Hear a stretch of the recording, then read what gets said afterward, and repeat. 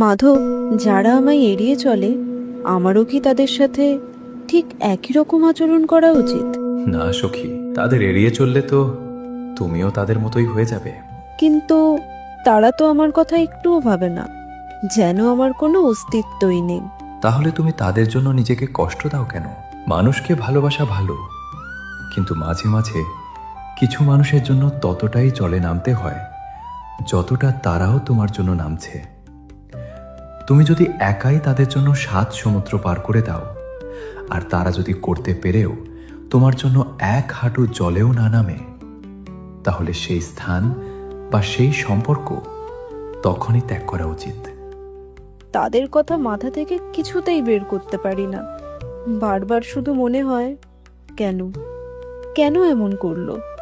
খুব মনে পড়ে তাদের।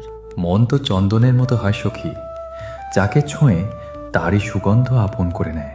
কিন্তু তোমার চন্দন হওয়ার কোনো প্রয়োজন নেই সখী, তোমাকে প্রদীপ হতে হবে, যা অন্ধকারের মধ্যেও নিজের আলো দিয়ে পরিচিতি তৈরি করে। যখন মানুষ বুঝতে চায় না, তখন আমাদেরই তাদের থেকে দূরে সরে যেতে হয় নিজের ভালোর জন্য, বুঝলে? এইসব নিয়ে ভাবলে চলবে না সখী। সামনে